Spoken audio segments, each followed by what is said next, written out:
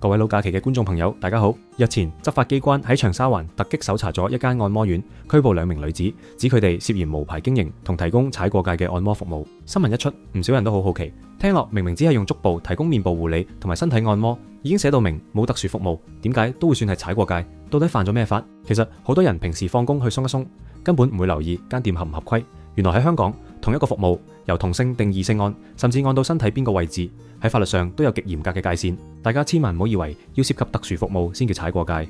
原來就算係普通正經按摩，只要按錯部位或者跨越界線，都一樣有機會出事。你平時去開嗰間按摩店，到底係合法合規，定係隨時踩緊界？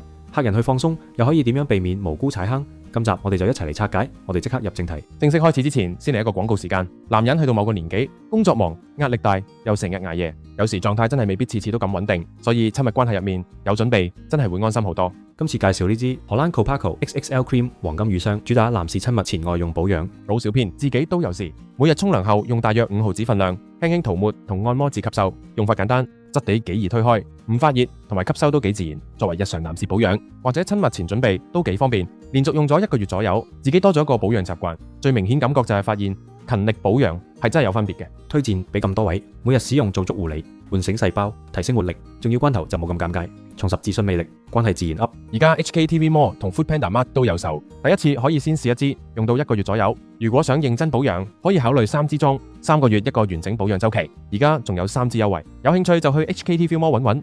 到底點解連普通正經按摩都有機會變成無牌或者踩過界？關鍵就係於香港法例對於性別同按摩部位有一套極之清晰嘅劃分。第一，性別與部位嘅豁免界線。如果一間按摩店只提供同性按摩，例如女師傅只按女客人，或者男師傅只按男客人，係可以獲豁免申領牌照嘅。第二，異性按摩嘅部位限制。但如果係異性按摩，即係女師傅按男客人，或者男師傅按女客人，法例就有極為嚴格嘅限制。如果冇申領牌照，服務範圍就只限於2個區域：一、肩部以上，例如頭部、面部、頸部護理；二、膝蓋以下，例如足底按摩、腳底保健。簡單嚟講，只要一間冇牌嘅店安排異性師傅為客人按摩肩部以下至膝蓋以上嘅任何部位，例如背部、腰部、胸部或者大腿，就算全過程極之正經，完全冇任何特殊成分，喺法律定義上都已經屬於無牌經營同埋踩過界。呢個亦解釋咗點解新聞入面嗰間鋪頭明明掛住足部同面部嘅名義，但只要被發現有提供背部或者胸部按摩，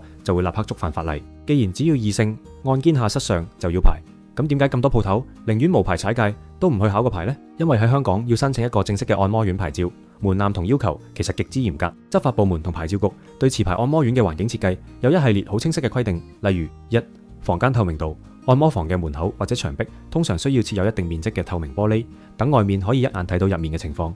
二、門鎖限制，按摩房嘅門係嚴禁上鎖嘅，甚至唔可以安裝任何可以喺入面鎖死嘅裝置。三、光線與衛生，整體室內光線必須充足，唔可以過分昏暗，同時消防同衛生標準亦非常高。正正因為申領牌照嘅手續繁複，裝修限制多，唔少小本經營嘅按摩店就會選擇走捷徑，掛住足浴或者面部護理嘅牌面，私底下一樣為客人做全身或者背部按摩，結果一遇到突擊搜查就即刻出事。咁作為去放鬆嘅客人，我哋可以點樣避免踩坑？其實好簡單，第一，睇服務項目。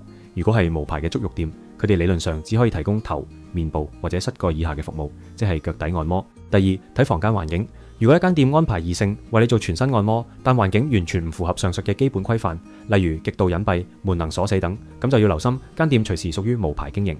作為消費者，了解呢啲法律小知識，去放鬆嘅時候自然就更加安心，唔怕無辜受影響。總結嚟講，去按摩放鬆本來係一件好寫意嘅事，但今集就借住足顏按摩呢個新聞，了解多啲香港嘅按摩院條例，無論對客人定係對從業者嚟講，都係一種保障。大家平時去按摩放鬆嘅時候，唔知有冇留意自己平時去開嗰間店到底係邊種模式？我哋仲有一個老假期會員頻道，製作咗一系列唔方便公開嘅資訊清單。想知邊間復古溝按得到位？4間值得去嘅港式彩意店，珠海 Top 3值得去嘅名單，羅湖福田 Top 10水匯名單，仲有邊幾間水匯可以大堂放煙花？可以加入會員頻道，只係一個 locker 仔嘅小費，或者一餐宵夜嘅價錢，就可以換一個唔套氣嘅週末，避開啲錢陷阱，絕對抵翻。鍾意我哋今日呢集節目，記得訂閱、讚好同埋分享。我哋下集見，拜拜。